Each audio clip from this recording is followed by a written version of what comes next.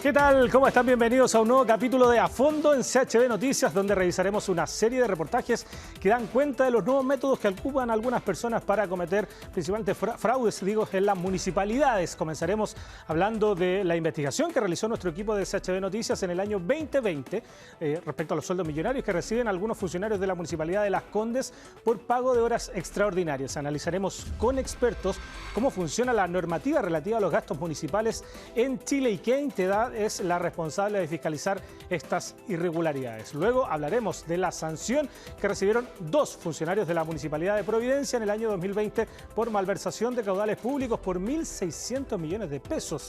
Fondos destinados especialmente para la educación de la comuna de Providencia, pero que fueron utilizados en, escuche bien, fiestas, hoteles, gift card de los funcionarios. Analizaremos con expertos cómo funciona el Consejo para la Transparencia para sancionar estas prácticas en Chile. Así comienza un nuevo capítulo de A Fondo en CHB Noticias.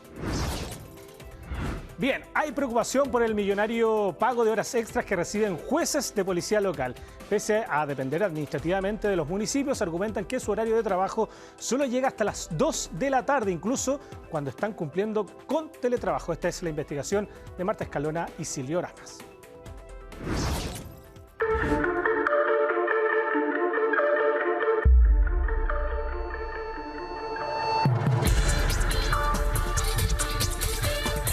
En todo lo que va de 2020, la Municipalidad de Las Condes ha destinado más de 3.000 millones de pesos al pago de horas extraordinarias. Y el funcionario que recibe la suma más alta es la directora de Seguridad Pública, Javiera Benítez. Ella suma todos los meses a su sueldo bruto de más de 6 millones entre 2 y 3 millones de pesos más, porque según su propio registro de asistencia, ella hace en promedio 140 horas extraordinarias al mes. Pero no es la única funcionaria que suma y suma horas extraordinarias. El juez del segundo juzgado de policía local, Alejandro Cooper, percibe todos los meses más de 2 millones de pesos en horas extra que se suman mensualmente a los más de 7 millones y medio de su sueldo bruto. Las horas se hacen. Solo en los meses de pandemia, es decir, entre abril, mayo y junio, el juez Cooper recibió más de 6 millones de pesos en horas extra, porque según él mismo informó, hizo 335 horas extraordinarias entre diurnas, nocturnas y festivas. Desde el 15 de mayo, el juez está en su casa haciendo teletrabajo. Usted entre abril, mayo y junio hizo 154 horas nocturnas o festivas. Sí. ¿Cómo hizo esas horas extras en estos meses, en abril, mayo y junio? Para explicarlo, ¿de qué se trata? Porque lo vamos a decir, entonces le tengo que preguntar. Está bien que como yo le he entrevistado, usted se dirige a mí y vea mi situación. Se lo respondo. Bueno, todos los días para yo tener 500 causas falladas en derecho, yo tengo que trabajar todos los días. Todos los días yo tengo mi computador y está en línea con la municipalidad y tengo que estar trabajando hasta mucho más. Yo trabajo todos los sábados aquí. Los días domingos normalmente en la mañana juego tenis y en la tarde también me dejo aquí para hacer 1 o 2 fallos, que es la función que me corresponde y tengo que hacerlo, si no dejo de ser juez porque no estoy dispuesto a que me sancione por no tener trabajo al día. Diana Muñoz es la jueza del cuarto juzgado de policía local de Santiago, la otra municipalidad que más gasta en horas extraordinarias en toda la región metropolitana. A diferencia de todos los funcionarios municipales, su jornada laboral y la de los otros jueces de policía local de esta comuna es de 8 de la mañana a 2 de la tarde. El resto de la jornada es extra porque su municipio se rige por el decreto ley 812 del año 1974. Se creó para mejorar los sueldos de los jueces, dice la magistrada. Esto no es porque hay un capricho de los jueces ni de los alcaldes, sino que son normas legales que amparan esto, ¿ya? Que la comunidad debe saber. La remuneración, cuando surge esto, era modesta y ahora no es tanto más tampoco. El El sueldo bruto de la jueza Muñoz varía entre los 5.600.000 pesos y los 6.900.000. Solo en lo que va de este año ha sumado más de 4,5 millones en horas extraordinarias. El municipio le ha pagado por 248 horas trabajadas después de las 2 de la tarde y pasadas las 5:30 también, recalca la jueza, quien insiste en que las remuneraciones actuales de los jueces de policía local cubren solo una jornada parcial. Si tuviéramos que trabajar 44 horas, debiera haber una mejora remuneracional, evidentemente. En mayo de 2018, la Corte Suprema ordenó a la jueza del segundo juzgado de policía local de San Bernardo, América Soto, devolver más de 22 millones de pesos que le había pagado el municipio por horas extraordinarias, consideradas como tales a partir de las 2 de la tarde.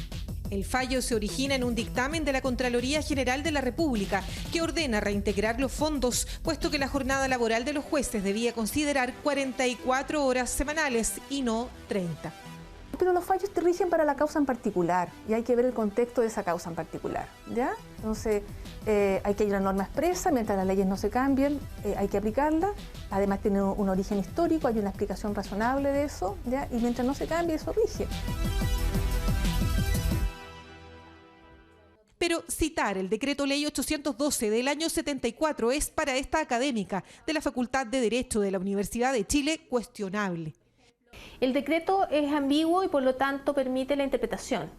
Ese es el vicio de la legislación que no es clara, ¿ya? Que está sujeta a interpretaciones y a veces interpretaciones que son odiosas. No son interpretaciones desde la bondad, sino que son interpretaciones que van hacia el aprovechamiento, ¿cierto? Y hacia, no quiero decir que el decreto esté siendo interpretado hacia el aprovechamiento, quiero decir que cualquier ley que es ambigua, que no es clara, ¿ya?, que requiere de ser modificada porque si se presta para la interpretación y para uno y otro contenido, entonces necesariamente tenemos que modificarla y tenemos que buscar la forma de que esto no quede a la interpretación del ejecutante.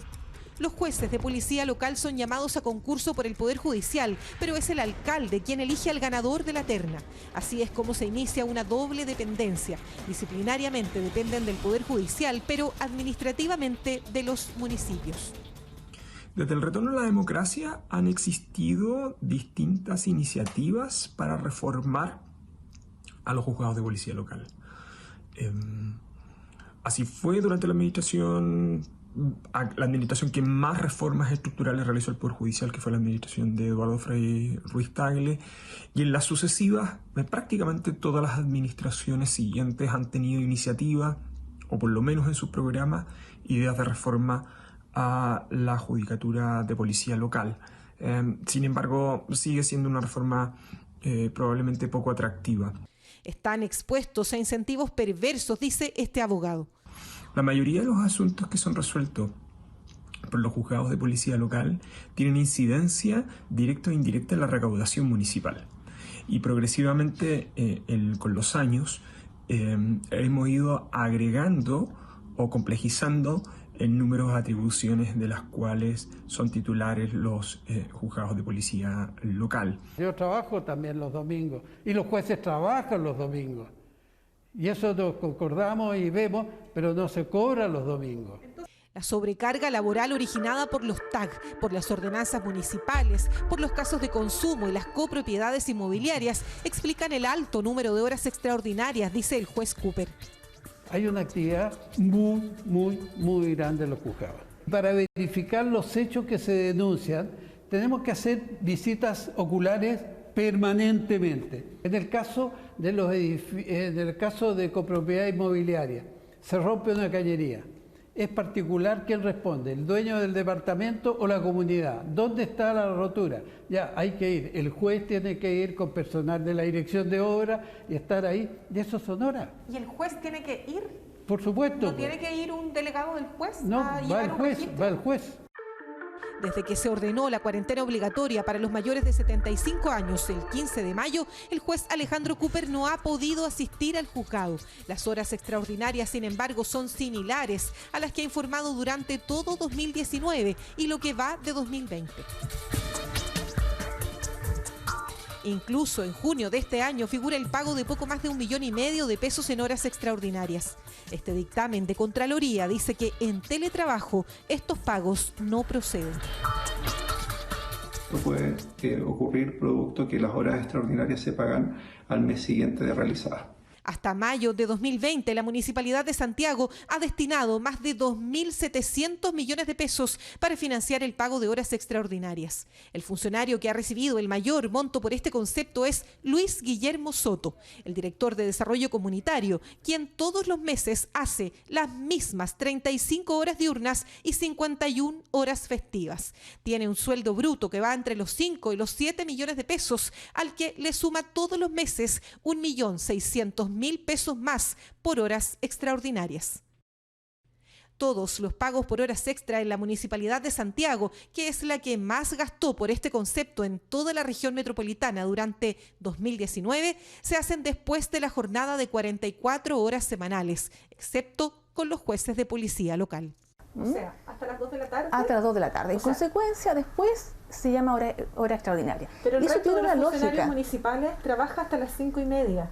Entonces, Claro. si ustedes son funcionarios municipales, ¿no deberían trabajar también hasta las 5:30? No, pues, porque esto, tenemos una norma expresa que dice eso. Porque no corresponde. No corresponde. Después de las 2 de la tarde no pueden. ¿Por qué pueden después del horario normal de las 44 horas? Porque ahí se asimilan a los demás empleados municipales. ¿Por qué el juez Alejandro Cooper y la jueza Viviana Muñoz hacen siempre la misma cantidad de horas extraordinarias todos los meses? Ningún municipio respondió esta pregunta, pero la jueza parece tener una idea. En algunos grados son buenas, aceptables para la mayoría de los ciudadanos, pero para un abogado que puede tener ejercicio libre, ¿no es cierto?, que puede ganar 2, 3 veces lo que gana como juez de policía local, ¿no es cierto?, puede ser un tema de opciones, ¿no? Y la idea se trata de atraer para estos cargos personas de perfiles apropiados, ¿no es cierto?, en competencia, y eso pasa por un concepto remuneracional. Uno de esos caminos para complementar esos sueldos son las horas extra. Bueno, justamente para que el cargo sea atractivo y también por la necesidad de que haya más trabajo, ¿no? Ni el Poder Judicial, ni el Instituto de Jueces de Policía Local, ni la Municipalidad de Santiago quisieron contestar las preguntas de este reportaje.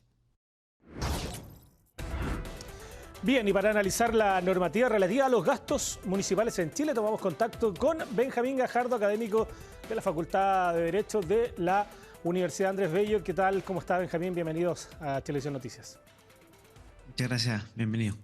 A ver, lo veíamos ahí en el reportaje, ¿no? Hay jueces de policía local que reciben sueldos millonarios por horas extras que según ellos realizan. ¿Por qué sigue ocurriendo esto? Y lo más importante, ¿no? ¿Cuál es el marco jurídico y quién fiscaliza también que esto no ocurra? Bueno, muchas gracias, Julio, por la invitación. En relación a los gastos extraordinarios, estos están regulados en una variedad de normas, particularmente hay 2 que son muy importantes, que es el Estatuto Administrativo para los funcionarios municipales o los funcionarios, que regula de alguna manera en gran medida la forma de gastos, y la otra es, los gastos de horas extras que están en la ley 19.104. De alguna manera se establece ciertos mínimos, ciertos máximos de cuánto pueden trabajar los funcionarios públicos, pero claro, el problema está en la regulación y control de estos gastos. A ver, para que vayamos entendiendo, uno en el ejercicio del reporteo a veces conoce, ¿no?, cómo funciona la dinámica interna de los municipios. Muchos de los contratos que se gestionan se hacen incluso ya anticipando cuántas horas extras el funcionario que es contratado va a recibir para hacer un acomodo de sueldo, ¿no? ¿Eso es regular, por ejemplo? O sea, de alguna manera la ley 19.104 establece que hay un máximo de 40 horas por funcionarios al mes. Ese es el tope. El problema es que el instructivo que pide transparencia, que es de informar estas horas extras, no es mensual, sino es cada 4 meses. Entonces, de alguna manera, siempre uno llega tarde siempre se llega tarde al control y sanción. Esto fue el caso del año 2020-2021, donde se descubrieron que era una tónica de las municipalidades el ejecutar horas extras, digamos. Entonces, de alguna manera, el problema es una suerte de control. Claro, si las municipalidades están informando cada 4 meses, genera un delay de tiempo, un delta que permite como como un vacío donde hay mayor espacio para las municipalidades de generar estas horas extras sin control. Estamos hablando de un tipo de irregularidad que es bastante común, diríamos, en casi todos los municipios, ¿no? O sea, no sé si existirá algún municipio que esté exento a este tipo de irregularidades, entendiendo que muchas veces se normalizó entre comillas, ¿no? Porque, bueno, prácticamente se ocurría en todos lados. ¿Es así, verdad? Sí, o sea, de alguna manera los datos de transparencia son bastante abrumadores. Es una práctica generalizada, yo diría concentrada particularmente en la región metropolitana, concentrada también en los funcionarios contrata, planta, ahí está concentrada esto, y particularmente en salud y educación. Eso sería como la focalización, ¿no? El problema es que esto es grave porque de alguna manera cuando uno mira cómo se gastan los dineros que son escasos, es poco. Por ejemplo, en materia de que ahora una tónica que está presente y que preocupa, la vigilancia. Realmente los municipios tienen pocas horas o casi nada, o poco tiempo, perdón, o poco dinero ahí. Entonces, de alguna manera, claro, invertir en funcionarios contrata, en doblar su sueldo, o triplicar, o cuadruplicar, genera merma en otras áreas. Y bueno, lo que ha dicho Contraloría, que acá lo que corresponde es contratar más funcionarios y no como hacer el absurdo de 1000 horas extras, muchas horas extras que básicamente las horas humanas no permiten trabajarlas, digamos. Claro, a veces son extensivas, lo que significaría que el funcionario prácticamente trabajaba 20 horas al día, ¿no? Lo cual es bastante poco probable en algunos casos que se ha conocido en algunos reportajes. Volvamos al caso de los jueces principalmente. ¿Cómo se explica que en la actualidad sigan existiendo municipios que se rigen por el decreto de ley 812 del año 74 que se creó para mejorar los sueldos de los jueces magistrados? ¿Cómo funciona esa dinámica, esa orgánica, para también ir entendiendo, para que la gente vaya interiorizándose respecto a cómo funciona también los jueces de policía local? Bueno, los jueces de policía local de alguna manera no conforman, son jueces, pero no forman parte del Poder Judicial. Entonces, eso han quedado de alguna manera un tanto como alejados y son parte y pertenece a los municipios, y uno puede constatar, por ejemplo, la realidad de los policías locales en las diferentes regiones, municipalidades. Yo hice un estudio por un tema de discapacidad. Fuimos a todos los policías locales de Santiago y claro, la realidad es bastante abrumadora de uno y otro, es bien como desproporcionada, ¿no? Y este desencaje de respecto a los policías locales y al Poder Judicial, que no son parte del Poder Judicial y por tanto no reciben los fondos propios que está el estamento de los jueces, claro, están al día a día o dependen de la realidad municipal, ¿no? Y esto, claro, de alguna manera no es una urgencia hasta ahora, y ha generado de nuevo este problema, esta anomalía, y también tenemos el otro problema que es del control finalmente, ¿no? Finalmente nos enteramos tarde y podemos controlar como tarde también. Ahora, a su juicio, ¿qué es lo que se tiene que hacer, digamos? Porque entendiendo la dinámica de la problemática, del diagnóstico, ¿por dónde enfocamos la solución, digamos? Porque evidentemente este es un problema que hay que regularizar de alguna forma. ¿Por dónde tiene que ir los caminos para poder ajustar también desde el punto de vista normativo, también desde el punto de vista de fiscalización? ¿Cómo lo ve usted? O sea, bueno, si uno mira las sanciones, existen. O sea, en cuanto a sanciones, están las sanciones propias del estatuto administrativo, que implica censura, suspensión de cargo, la del sumario probablemente tal, y luego las sanciones como penales, civiles también, ¿no? En el caso de Viña, donde la Fiscalía pidió presidio a ciertos funcionarios de Viña del Mar. Entonces, las sanciones hay, el problema es control. Yo diría que una mayor eficiencia de la información o datos que tenemos respecto a cuáles son las horas extras mensual. Eso es lo que nos falta. Consejo de Transparencia ya ha hecho informes respecto a estos temas porque obviamente ha demostrado que hay esto es una situación muy regular, y el problema es que no se informa mensual, mes a mes. Entonces, claro, las sanciones, por decir, llegan muy tarde. Entonces, a mi juicio, creo que la normativa que pone los máximos está presente, las 40 horas por funcionario, pero el problema es la información mensual a los organismos que registran, digamos, públicos, ¿no? Entonces, si esto se corrige, que es básicamente el instructivo general número 11 del Consejo de Transparencia, que pide que sea cada 4 meses, la idea es que sea más regularmente, ¿no? Que sea mes a mes, entonces así hay mayor control ciudadano respecto a estos gastos extra y no, insisto, cada 4 meses. ¿Tiene Y alguna por cierto, responsabilidad? otro dato, estos se vieron en campaña, por ejemplo, se detectó que en periodo de campaña aumentaban, entonces también eso otro problema, por supuesto. Que da a pensar también que hay una destinación de recursos también para la reelección eventual de quien comanda la municipalidad. ¿Qué responsabilidad en este caso de los jueces de policía local tiene, por ejemplo, la Corte Suprema, que investiga estos sueldos millonarios, por ejemplo? ¿Se le puede, en buen chileno, achacar alguna responsabilidad también al órgano supremo del Poder Judicial? Bueno, hay un problema porque el órgano supremo no es parte, no, o sea, perdón, la Corte Suprema, no, el policía local no son parte del Poder Judicial, entonces de alguna manera eso es problemático del punto de vista como reglamentario, ¿no? Como respecto de sanciones.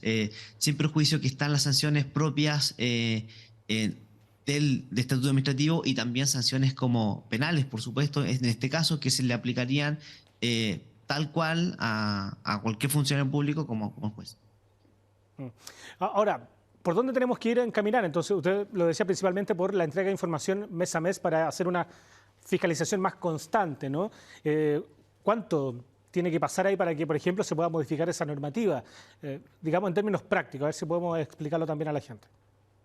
No, el Consejo de Transparencia yo creo que es una institución que funciona bastante bien, muy bien diría, y de alguna manera luego después después de que esto estalló el 2020-2021, particularmente 2021 en abril, donde se observa que se realizaron la mayor cantidad de horas extra, creo que era un total de más de 11 millones de horas extras, eran muchas.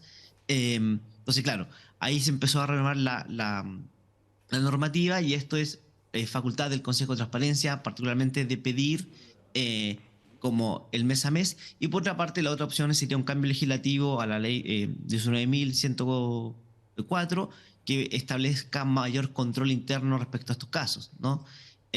Todo problema de alguna manera de la administración pública, la solución es mayor información, transparencia y control.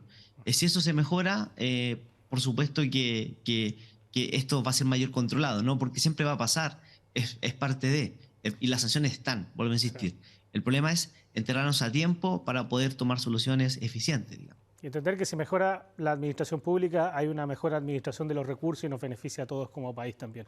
Agradecemos a Benjamín Gajardo, académico de la Facultad de Derecho de la UNAV, por conversar con nosotros. Muchas gracias. Muchas gracias.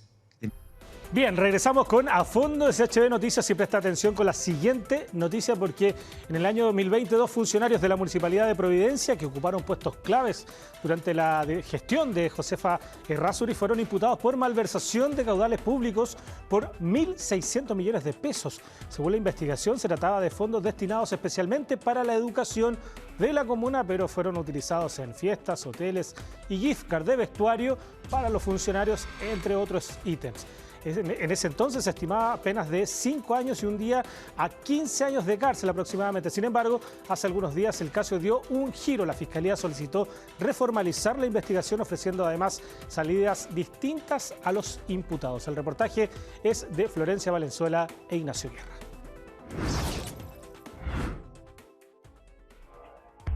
Eran fondos especiales para la educación municipal de Providencia, pero nunca llegaron a destino. Niños que vienen a Providencia, a veces viajando 2 horas de otras comunas. Y esa plata, gastársela en otras cosas, a mí me parece que de verdad es imperdonable.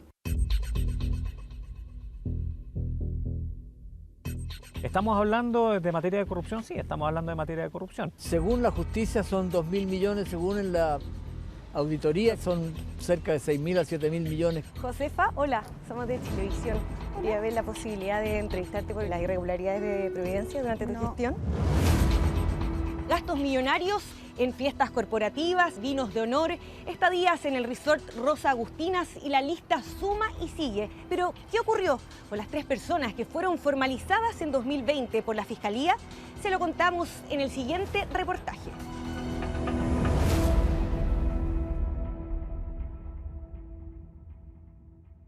Cuando nosotros llegamos, efectivamente no había dinero para pagar los sueldos ese mismo mes, en diciembre. Tuvimos que hacer un traspaso de plata de la municipalidad a la corporación para poder pagar los sueldos, 1.500 millones de pesos.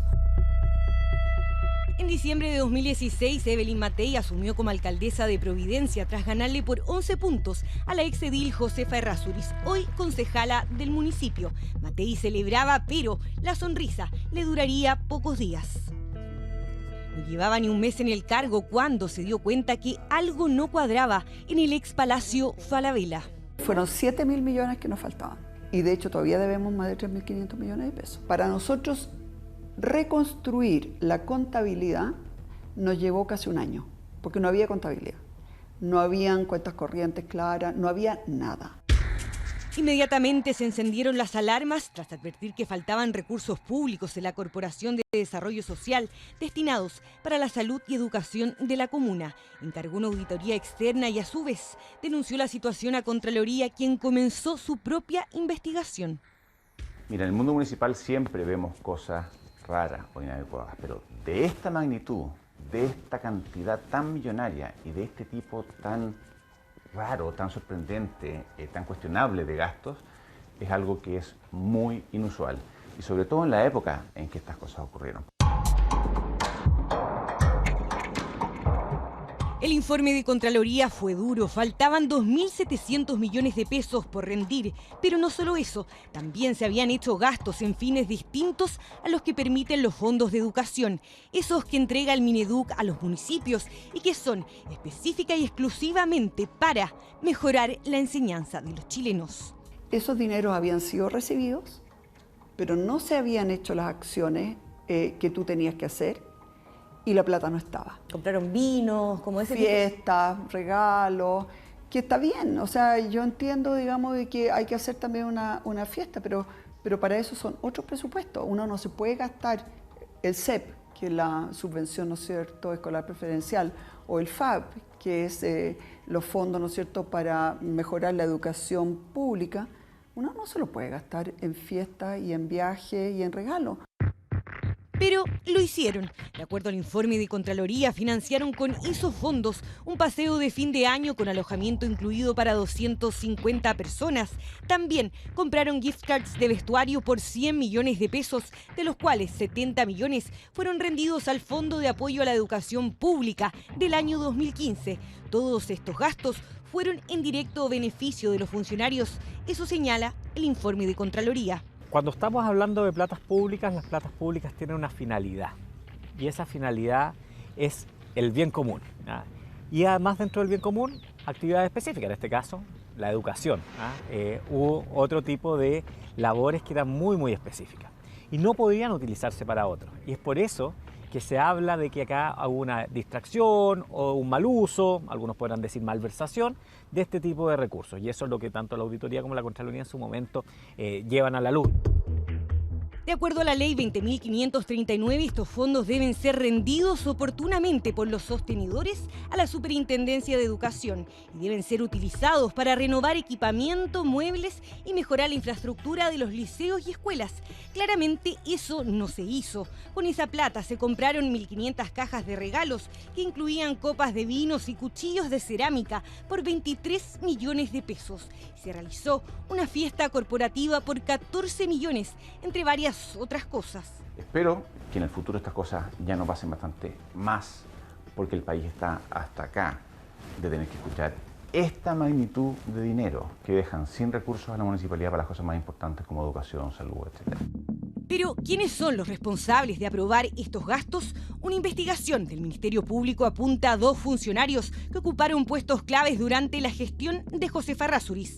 Jaime Brito, entonces director de Administración y Finanzas de la Corporación de Desarrollo Social de Providencia, y Mariano Rosenzweig, director de Educación y uno de los fundadores de Revolución Democrática. Es casi escandaloso, por decirlo menos, sobre todo viniendo de quienes vienen, que han profitado toda la vida de la desigualdad y de los problemas sociales, y increíble.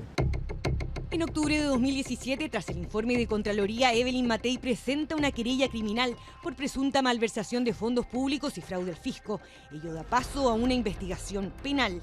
Luego de 3 años, en 2020, la Fiscalía Oriente intenta formalizar a los imputados, pero para entonces, uno de ellos, Mariano Rosenzweig, ya no estaba en Chile. Estaba en Inglaterra, porque se había ido a cursar un doctorado en educación, un posgrado que, en su caso, fue financiado completamente por el Estado, porque es beneficiario de una beca Chile. A mí me da mucha molestia el señor Rosenzweig, porque es segunda vez que tiene una beca pagada por el gobierno de Chile para estudiar él en el extranjero. Que él no haya sido capaz de preocuparse de que las platas que eran para los niños de escasos recursos se usaran bien, me parece inaceptable. Espero que nunca más pueda tener un cargo en materia educacional en Chile. O sea, para empezar, uno tiene que aceptar la presunción de inocencia. Los sistemas de justicia se basan en eso, ¿no es cierto? Hasta que no haya acá una condena, nadie puede decir que él es culpable de nada. Yo entiendo que, ahora no manejo mucha información, pero supongo que él había estado postulando a esta beca para poder irse a estudiar antes de que ocurriera todo esto. Y finalmente no veo por qué, en el fondo, porque haya una acusación, uno tendría que renunciar a un plan de vida. Que además él obtuvo esa beca, hasta donde yo sé, sin ningún tipo de beneficio, se postuló como cualquier otro y se fue a estudiar afuera. No sé, no me parece algo demasiado reprochable. Yo sé que se puede ver feo, pero me pregunto si es que otra persona hubiese estado en esa posición, hubiese hecho algo muy distinto, digamos. Rosenzweig nunca viajó a Chile. La audiencia de formalización se postergó 3 veces hasta que se decide hacer telemáticamente. El fiscal a cargo de la investigación en ese entonces fue categórico. Una serie de conceptos o ítems que no tienen nada que ver con el proceso educativo. Hubo una sustracción de estos fondos, porque estos fondos, en lugar de ser destinados para los fines educativos que establece la ley, fueron destinados para otros conceptos que ni siquiera tienen relación con el giro de la corporación. Rosenzweig y Brito fueron formalizados por malversación de caudales públicos y destinación pública diferente. La Fiscalía determinó que el monto total por estos cargos ascendía a 1.643 millones de pesos. Tras eso, el tribunal dictó como medida cautelar prisión preventiva, pero solo para Jaime Brito, y Mariano Rosenzweig seguía en Londres. No hay claridad del regreso de mi representado a Chile, teniendo en consideración las actuales circunstancias. Él se contactó con el consulado de Chile en Londres preguntando cuáles son las posibilidades de viaje, y hasta el momento le han dicho que los vuelos se cancelan, no hay claridad de viajes establecidos, por lo tanto no podríamos comprometernos a una fecha de llegada acá a Chile. Y 2 años después, no hay fecha de llegada. El sociólogo continúa en Inglaterra, mientras que Brito estuvo en prisión preventiva por 8 días. Tras presentar un recurso de apelación, la Corte revocó la medida cautelar, por lo que dejó la cárcel para luego irse a su casa con arresto nocturno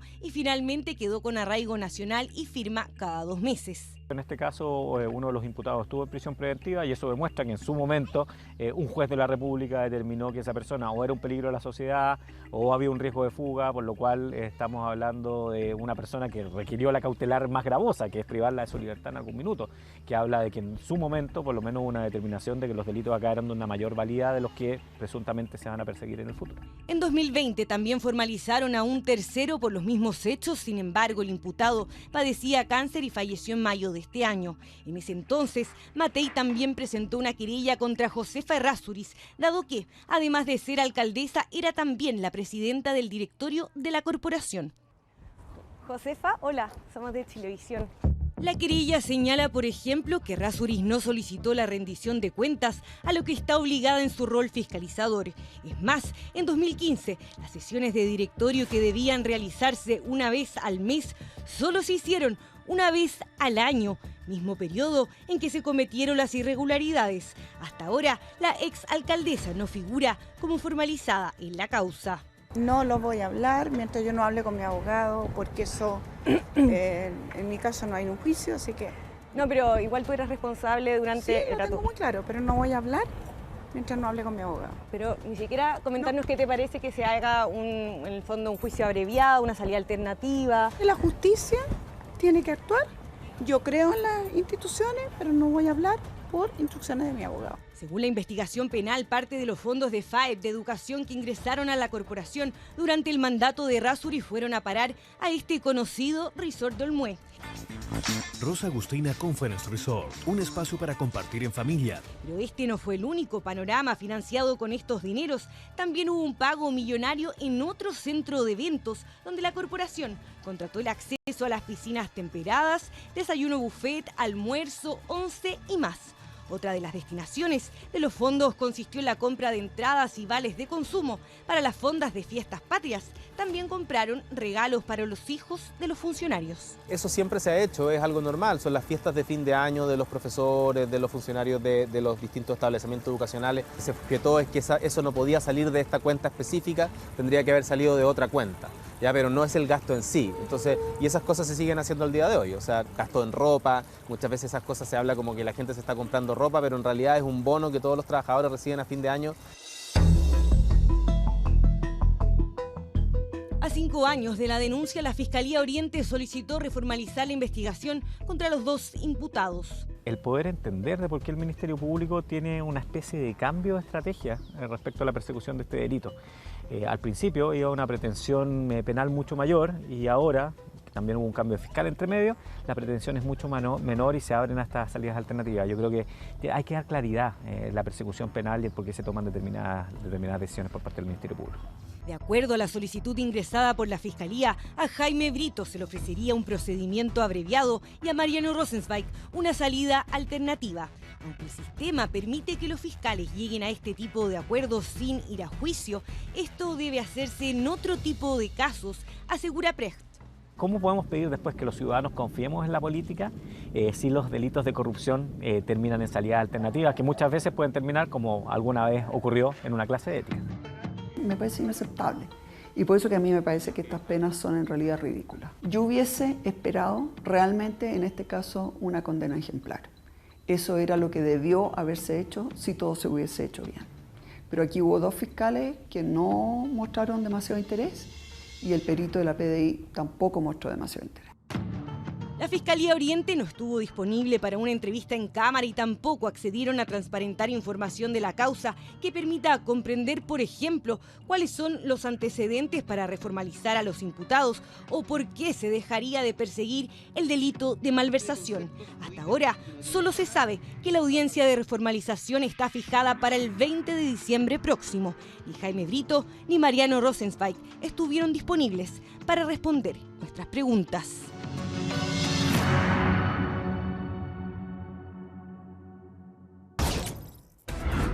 Bueno, y para analizar cómo funciona el Consejo para la Transparencia en Chile, tomamos contacto con María Jaraquemada, directora ejecutiva de Chile Transparente. ¿Qué tal? ¿Cómo le va? Bienvenida. Hola Julio, ¿cómo estás? Muy bien, atentos a lo que estábamos revisando recientemente en este reportaje y bueno, para seguir hablando de este tema, ¿no? ¿Por qué? Puede sonar un poco, digamos, amplia la pregunta, ¿no? Pero siempre es bueno aterrizarla. ¿Por qué sigue habiendo malversación de fondos públicos? ¿Y cuál es el rol que cumple el Consejo para la Transparencia en esta materia? Sabemos que es algo difícil de pesquisar también, de fiscalizar, pero que lamentablemente sigue pasando en nuestro país y es una triste realidad. ¿Cómo entendemos el contexto de lo que pasa en esta materia? Sí, la verdad es que lamentablemente cada cierto tiempo vamos conociendo alguno u otro caso que afecta a municipios principalmente, pero también a algunas entidades del gobierno central. Y eso claramente hemos visto que ha hecho una mella en la confianza que tienen las personas en las instituciones públicas, que está, la verdad, es que bastante baja, pero también en el índice de percepción a la corrupción que hace Transparencia Internacional todos los años. Chile ha ido bajando sostenidamente desde el año 2014, donde se percibe que hay mayor corrupción que lo que había antes. De hecho, nosotros dejamos de tener el primer lugar en América Latina y ahora estamos segundo tras Uruguay, con relativas buenas cifras, estamos dentro de los 30 mejores lugares del mundo, pero igual hemos ido bajando sostenidamente. Y yo creo que lamentablemente es porque muchas veces sabemos que hay que perfeccionar los controles, hay que dar más transparencia, hay que tener más rendición de cuentas, pero lamentablemente a veces esos avances han ido más lentos de lo que esperábamos. Se han hecho varios cambios, hay varias reformas que se han hecho, pero en municipios en general hemos visto que esto quizás ha sido bastante más lento. Ahora, respecto a lo que conocemos por el Consejo para la Transparencia, a ver si podemos primero hacer un contexto de cómo funciona esto y qué injerencia también tiene para poder, digamos, ayudar a que precisamente este tipo de malversaciones de fondos públicos no ocurran. El Consejo para la Transparencia, el rol que tiene es fomentar que se cumpla la Ley de Transparencia y Acceso a la Información Pública, que es una ley que está vigente en nuestro país desde el año 2009. Y esa ley básicamente lo que establece es la obligación de distintas entidades de publicar proactivamente cierta información, lo que conocemos como transparencia activa, donde si uno ingresa a los sitios web institucionales, hay un banner que dice transparencia activa y uno pincha ahí y puede tener información como, por ejemplo, el presupuesto que tiene asignado, la ejecución presupuestaria, las auditorías, etcétera. Y por otro lado, cualquier persona puede hacer una solicitud de información pública y si es que la entidad me la deniega o no me responde, etcétera, yo puedo reclamar al Consejo para la Transparencia para que vele porque a mí se me dé el acceso a esa información, salvo que estimara que existen efectivamente causales de reserva como establece la Constitución y la ley. Entonces lo que hace el Consejo básicamente es intermediar entre la ciudadanía y estas otras entidades públicas y puede sancionar incluso si es que efectivamente no se cumple con la ley. Pero no tiene una facultad de fiscalizar el adecuado uso de los recursos públicos. Esa es más bien Contraloría General de la República. Claro, y en ese contexto, por eso le preguntaba para zanjar las funciones que cumplía el Consejo de la Transparencia, porque precisamente ese acceso a la información es lo que ayuda ya sea a la propia Contraloría, que ya lo accede de manera por ley, ¿no? Pero por ejemplo, a los medios de comunicación y a la ciudadanía poder fiscalizar cómo se trabajan los recursos públicos.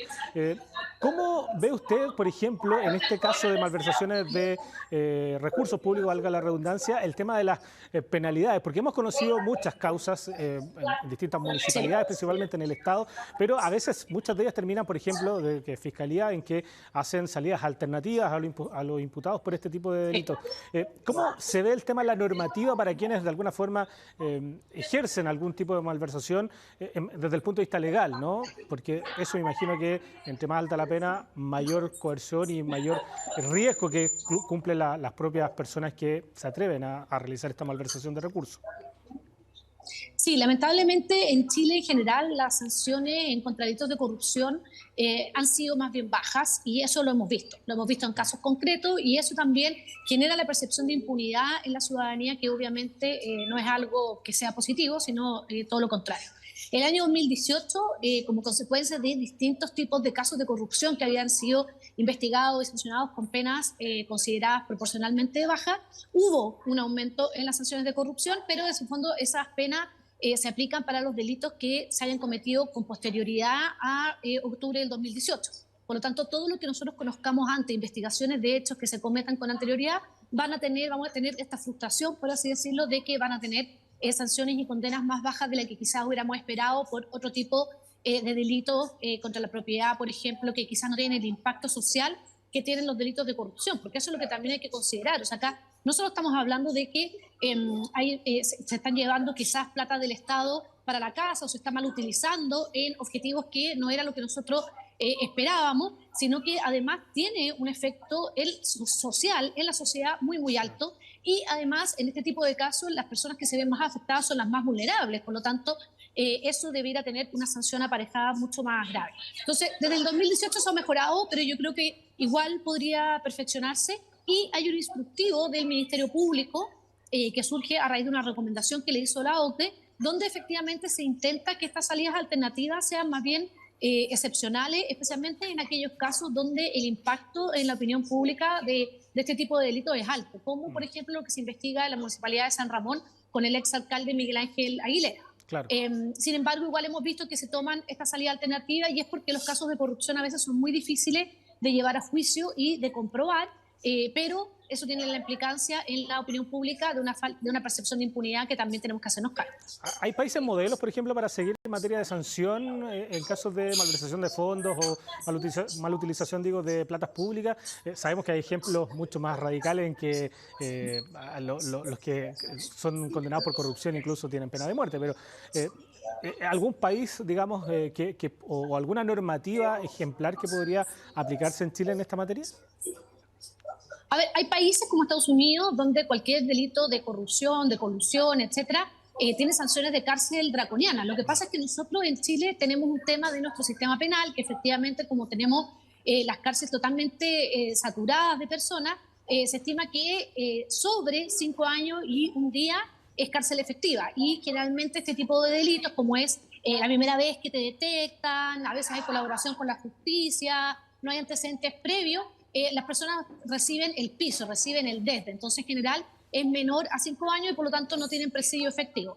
Pero yo creo que efectivamente hay que revisar todo nuestro sistema penal y dentro de esto los delitos de corrupción y también generar inhabilidades importantes. Lo que no puede ocurrir es que personas que sean sancionadas por delitos de corrupción luego puedan ejercer cargos públicos tan rápidamente sin ningún problema. Yo creo que eso tiene que quedar como una cierta mancha en la hoja de vida y que las personas efectivamente tengan inhabilidades porque son personas en las cuales en el fondo hemos perdido, por así decirlo, la confianza y que esto se pueda recuperar con el tiempo. Pero tiene que haber en el fondo una mayor exigencia en ese tema y yo creo que ahí los partidos políticos también tienen cierta responsabilidad de que personas que están siendo investigadas o han sido sancionadas tienen que ver en el fondo si es que es prudente efectivamente también posicionarla en sus listados para ser candidatos o candidatas a cargos de elección popular, porque todo esto afecta gravemente la confianza de las personas en nuestro sistema y yo creo que eso es algo que tenemos que preocupar. O sea, nosotros nos tenemos que preocupar que nuestras instituciones políticas, que son claves en un sistema democrático, tengan la confianza ciudadana. Sí, lo hemos visto principalmente en las últimas elecciones, ¿no? Personas que han sido investigadas, cuestionadas desde el punto de vista de manejo de fondos en algunas instituciones, luego aparecen como candidatos. Eso además, entendiendo el contexto de cómo está hoy día la visión social ciudadana respecto al actuar político, ¿no? Volvamos un poco a la transparencia y a lo que es el acceso a la información que de alguna forma permite conocer estos casos como los que veíamos recientemente en el reportaje anterior. En Chile, en sí, a su juicio, respecto al acceso a información, a la transparencia que se tiene que, digamos, imperar en los municipios, ¿ocurre realmente? Hoy día estamos todavía medios atrasados, por ejemplo, en la implementación de esta transparencia y ahí sabemos algunas instituciones que derechamente no cumplen. ¿Cómo evalúa usted a nivel general el funcionamiento de esto en Chile? Nosotros tenemos una buena ley y tenemos una entidad autónoma que es el Consejo para la Transparencia, que también está bastante bien evaluado y cumple con su función. Por lo tanto, eso es una buena noticia, pero a los municipios siempre les ha costado un poco más estar al día con estas obligaciones que al gobierno central. Y eso es porque los municipios, en el fondo, nosotros tenemos 345 municipios que son súper diversos. Hay municipios que tienen más recursos, que tienen más personal y otros que no. Y también tiene que ver con la voluntad política. A veces vemos municipios grandes que tienen los recursos, que tienen la infraestructura, etcétera, pero que no cumplen adecuadamente con la ley por un tema de voluntad política. Entonces, yo creo que ahí hay un primer punto muy relevante. Pero segundo, y yo creo que lo hemos visto ya en varios casos, tenemos un punto ciego, por así decirlo, que son las corporaciones municipales, que son entidades que se establecen como entidades privadas, pero que administran muchas veces recursos públicos, que ejercen funciones públicas y por lo tanto han estado como en ese punto ciego durante mucho tiempo.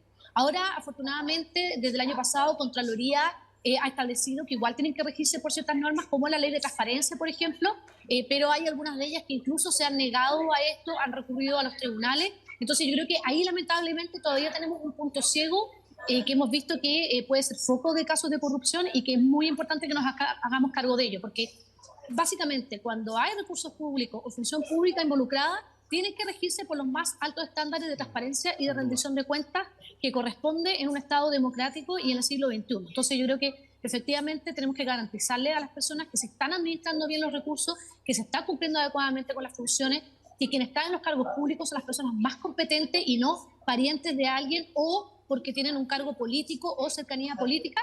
Y por lo tanto yo creo que en ese sentido tenemos que aumentar la rendición de cuentas y hacerla mucho más útil, no solo como a veces, no sé, podemos publicar el presupuesto, la ejecución presupuestaria, pero eso no nos dice mucho. Eso es muy difícil para un ciudadano común y corriente poder entender si efectivamente están administrando bien los recursos. Entonces yo creo que tenemos que caminar hacia ejercicios de rendición de cuentas que sean mucho más profundos y mucho más útiles y visuales para la ciudadanía. Porque son fondos públicos y si se administran bien, ganamos todos, ¿no? Así que eso es evidentemente Exacto. Por donde hay que ir caminando. Agradecemos a María Jara Quemada, directora ejecutiva de Chile Transparente, por conversar con nosotros. Muchas gracias. Muchas gracias a ustedes. Bueno, y así terminamos un nuevo capítulo de A Fondo en CHB Noticias. Se los invitamos a que sigan en nuestra programación y que revisen más información sobre este y otros temas en nuestro sitio web chbnoticias.cl, en nuestras redes sociales también y en pluto.tv. Continúen en nuestra sintonía y nos vemos en un próximo capítulo de A Fondo en CHB Noticias. Hasta la próxima.